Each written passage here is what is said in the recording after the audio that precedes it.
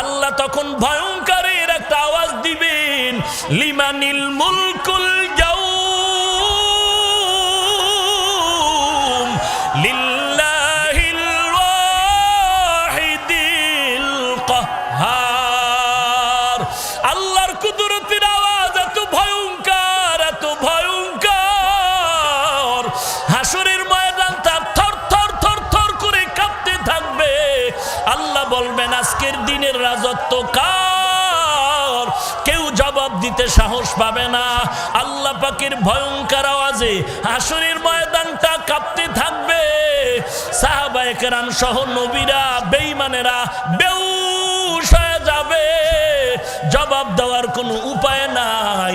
আল্লাহ নিজেই জবাব দিয়া বলবেন, লিমানিল মুলকুল ইয়াউম লিল্লাহিল ওয়াহিদিল কাহ্হার। আজকের দিনের রাজত্ব মহারাগে রাগান্বিত আল্লাহর। আল্লাহ পাকে আওয়াজ দিবেন, সবাই বেহুশ হয়ে যাবে। আল্লাহ পাক হুশে আসার পরে হুশে আনবেন, সূর্যটা নিচে নেমে আসবে। মায়ার নবী চোখের পানি ছেড়ে জাহান্নামের বিবরণ দিয়া বলেন, সূর্যটা যখন মাথার উপরে চলে আসবে, এখন 9,30,00,000 মাইল দূর থেকে সূর্য তাপ দেয়। একটা মুখ জমিনের দিকে, হাসরের ময়দানে আল্লাহ অর্ডার করবেন, ও সূর্য তোর 12টা মুখ জমিনের নিচের দিকে ফিরাইয়া দাও এবং যত তাপ আছে জমিনে ছেড়ে দাও। সূর্যের তাপে জমিনটা তামা হয়ে যাবে। স্বর্ণ কেন হবে না? লোহা কেন হবে না?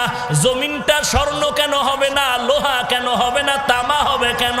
বলে তামার ভেতরে যেই গুণ আছে লোহার মধ্যে, স্বর্ণের মধ্যে সেই গুণটা নাই। লোহার এক পার্শ্বে গরম করলে আর এক মাথায় গরম হয় না। স্বর্ণের এক পার্শ্বে আগুন লাগাইলে অন্য পার্শ্ব গরম হয় না। কিন্তু তামার ভেতর এমন একটা গুণ, এক কারনার থেকে যদি গরম করা হয় পুরা তামার অংশটা গরম হয়ে যায়।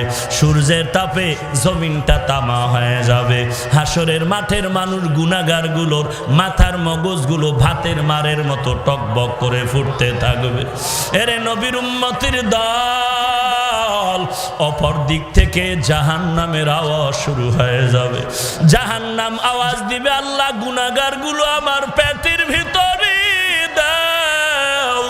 আল্লাহ বলবে, জাহান্নাম অপেক্ষা কর। জাহান্নাম থামে না। আল্লাহ বলবেন, ও ফেরেশতা, জাহান্নামের গলায় শিকল লাগাইয়া ধরে রাখ, ধরে রাখ। জাহান্নাম যদি সামনে আগায় বিচার করা সম্ভব হবে না, শিকল লাগায়া ধরে রাখতে পারবে না। জাহান্নামের আওয়াজ, আপনার আমার মায়ার নবী সিজদায় পড়ে কাঁদবেন, ও আল্লাহ জাহান্নামের ফিরাও, ফিরাও। আমার একটা উম্মত যেন জাহান্নামে না যায়। ও আল্লাহ, দুনিয়ার জমিনে আমি উম্মতের ভুলি নাই। আমার নবীকে আল্লাহ বলবেন, ওয়ালা সাউফা ইউতিকা রাব্বুকা ফাতারদা। ও নবী, আপনি কাঁদবেন না, মাথা মোবারক উঠায় দেন। আমি আল্লাহ আপনাকে খুশি করব, আপনাকে বেজার করব না। এরে নবীর উম্মতের দল, এইবার আল্লাহর একটা হুঙ্কার দিবেন বিচার শুরু করার আগে, ওয়ামতাজুল ইয়াউমা আইয়ুহাল মুজরিমুন। ও গুনাহগারের দল, আলাদা হয়ে যাও। দুনিয়াতে নেককার গুনাহগার এক রাস্তায় চলছো, আমি আল্লাহ বাধা দেই নাই। একই গাছের ফল খেয়েছো, একই নদীর পানি মাছ খেয়েছো। আজ আমি ইনসাফের বিচার করব। এরে নেককার যারা, তাদেরকে আল্লাহ বলবেন, ওরে নেক আমলওয়ালা আশিকের দল, তোমরা আজকে আমার সাথে মোলাকাতের জন্য আরশের নিচে যাও। ওই আরশের নিচে গিয়া বসো। কারণ দুনিয়াতে আমি আল্লাহকে পাওয়ার জন্য কত কষ্ট করেছো রে আশেকের দল। এই জমিনে যারা মাওলার বড় আশেক, আমার আল্লাহর মোহাব্বতে কত রাত্র ঘুমাইতে পারো নাই।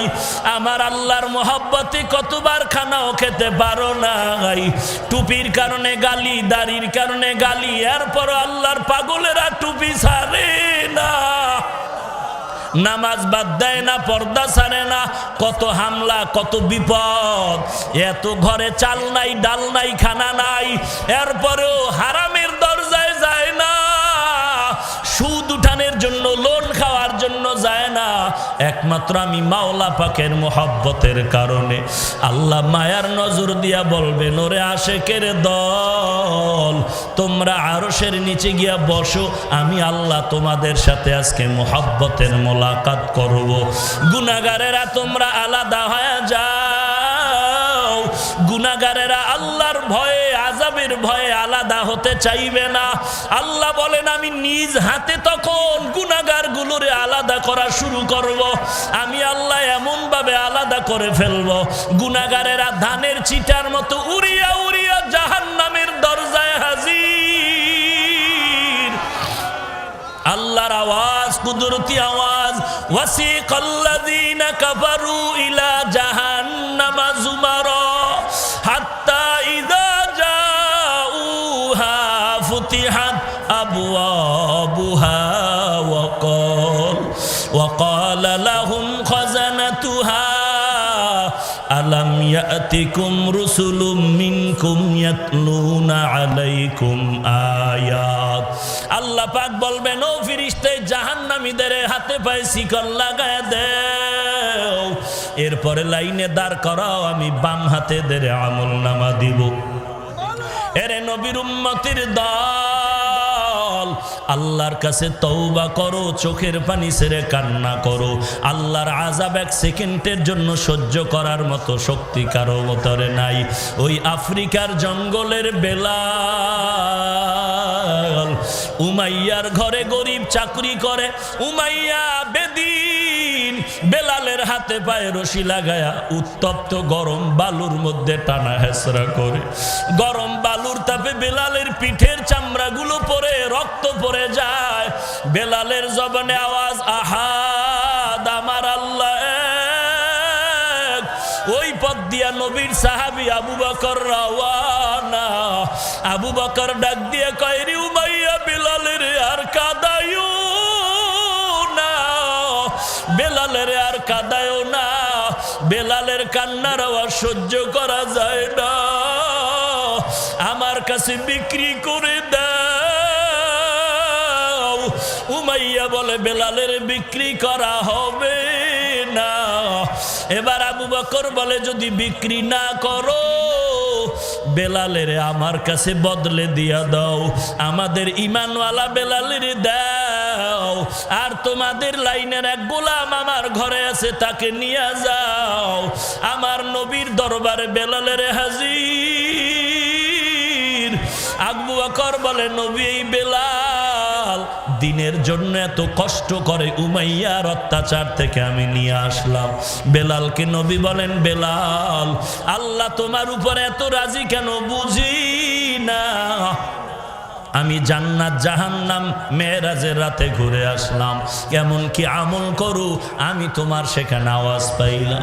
এই বেলালের উপরে আল্লাহ পাকের এত দয়া। এরে নবীর উম্মতের দল, বেলালের এত মর্যাদা কেন? যদিও কালো, যদিও বড় গরিব, বড় অসহায়, এক বেলা কাজ না করলে ঘরের চুলায় আর খানা চলে না রে বাবা। এই বেলালের ভেতরে আল্লাহর এত দয়া আসার কারণ তাকওয়া, তাকওয়া, তাকওয়া, আল্লাহর ভয়, জাহান্নামের আযাবের ভয়। এরে সানার বাড়ির মুসলমান, পা দুটো যদি আগাইয়া দাও, আমি তোমাদের পায়ে হাত রেখে বলি, আর নামাজ বাদ দিয়া দাড়ি কেটে নবীরে কাঁদাইও না। কয়দিন আর দুনিয়াতে বাঁচবারে যুবক। ওরে পর্দার আড়ালের মা, আমিও মায়ের সন্তান, আমার মাও মা, আপনারাও মা।